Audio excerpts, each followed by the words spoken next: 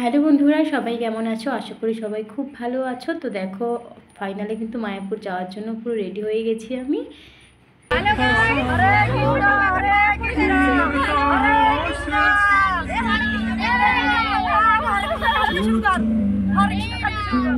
চলো আমরা এখন প্রভুকে দর্শন করতে যাচ্ছি।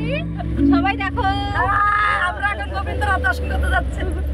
গোবিন্দের তো দেখো, আমরা কিন্তু ফাইনালি বেরিয়ে পড়েছিলাম। আর আমরা যেহেতু অনেকেই ছিলাম, পুরো ফ্যামিলি প্ল্যানিং ছিল আমাদের, তাই অনেকেই যেহেতু ছিলাম তাই আমরা একটা গাড়ি ভাড়া করেছিলাম। আর আমাদের সাথে ছোট দুটো বাচ্চাও ছিল, আমার বেবি ছিল, আমার বোনের বেবি ছিল। তো তাই জন্য আমাদের গাড়িতে গিয়ে সবচেয়ে বেশি সুবিধা হয়েছে, তাই জন্য সবাই মিলে গাড়িতে করেই প্রায় বেরিয়ে গেছি। আর সেখানেই বাড়ি থেকে একটা দিদি জলখাবার করে নিয়েছিল, সবাই গাড়িতে বসেই খেয়েছিলাম। আর জলখাবারে ছিল লুচি, তরকারি, মানে লুচি, ঘুগনি আর মিষ্টি ছিল।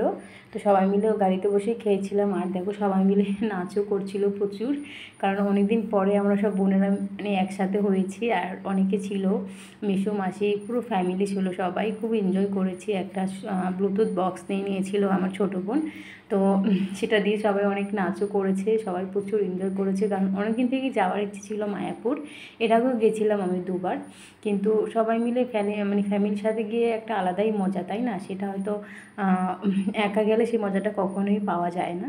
তো এই জন্য প্রচুর এনজয়ও হয়েছে, কারণ অনেকে মিলে গিয়েছিলাম। আর ফাইনালি কিন্তু দেখো নেমে গেছি, নেমে গিয়েই দেখলাম একটা কালী ঠাকুর মা। তো সেদিন কালী পুজো ছিল যেহেতু, তাই জন্য মাকে দর্শন করে নিলাম আর তোমাদেরকে দর্শন করে দিলাম। আর এই দেখো, ফাইনালি কিন্তু মন্দিরে ঢুকে পড়েছিলাম। আর মন্দিরে ঢুকে আমি ভাবছি যে কখন প্রভুকে দর্শন করব। প্রচুর এক্সাইটেড ছিলাম যে কখন আমি দর্শন করব, কারণ অনেক দিন পরে যাচ্ছি, অনেক দিন ইচ্ছে ছিল যাওয়ার, যেতে পারিনি।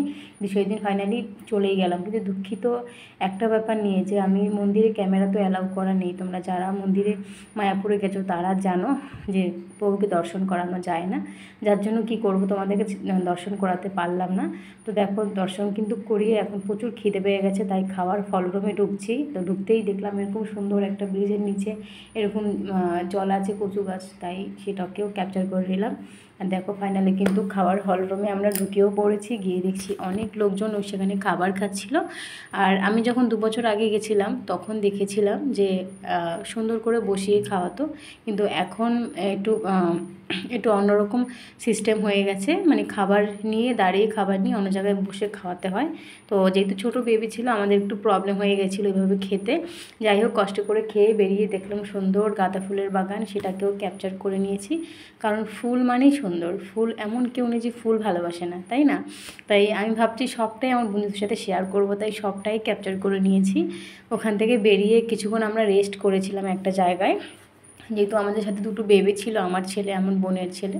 তো ওদেরকে একটু খাইয়ে দাই, একটু ঘুম পাড়িয়েছিলাম। সেখান থেকে উঠেই দেখো বিকেলের দিকে আবার ওই সাইডে, অন্য সাইডে গেছিলাম যেখানে গীতা পাঠ হচ্ছিল। তো সেখানে গিয়ে দেখলাম অনেক লোকজন, প্রচুর লোকজন ছিল সেখানেও দেখলাম একটা জায়গা, সুন্দর একটা জায়গার মধ্যে কি সুন্দর দেখো শাপলা ফুল, মানে পদ্ম ফুলের মতো ফুটে আছে। পুরোটাই ভিডিও করেছি শুধুমাত্র তোমাদেরকে দর্শন করাবো বলে। যারা মায়াপুর যাওনি তাদের মনে হয় এই ভিডিওটা পুরো ভালো লাগবে, ভিডিওটা পুরো দেখলে তোমরা মায়াপুরের সব কিছুই দেখতে পারবে। আর সেখানে দেখছিলাম এরকম গরুর গাড়ি, এটা অনেক দিন মানে এমনি কিন্তু যেখানে সেখানে দেখা যায় না, তাই সেটাকেও কিন্তু আমি ক্যাপচার করে নিয়েছি তোমাদেরকে দেখানোর জন্য। কারণ যারা মায়াপুর যাওনি তাদের এই জিনিসটা দেখে খুব ভালো লাগবে পুরো ভিডিওটা দেখে। তাই সেখান থেকে দেখো প্রচুর ঘুরলাম।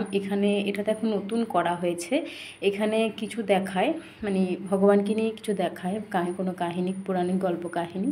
কিন্তু এখানে ঢুকতে টিকিট লাগে, তাই জন্য আমরা অনেকে ছিলাম যেহেতু, তাই আমরা সেখানে ঢুকিনি। এমনি আমরা ঘুরে ঘুরে দেখছিলাম, গীতা পাঠ শুনেছিলাম কিছুক্ষণ বসে।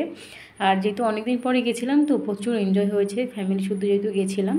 তো আমি একটু নিজেকেও তোমাদের সামনে মানে নিজেকে একটু ভিডিও করে নিলাম। আর এখন দেখো প্রায় কিন্তু সন্ধে হয়ে গেছে। আর সন্ধ্যাবেলা এত সুন্দর লাগছিল, পুরো সারা পুরো মন্দিরে ঘিয়ের প্রদীপ দিয়ে, আর পুরো একদম লাইট জ্বালিয়ে এত সুন্দর লাগছিল মন্দিরটা দেখতে, আমি না ক্যাপচার না করেই পারলামই না।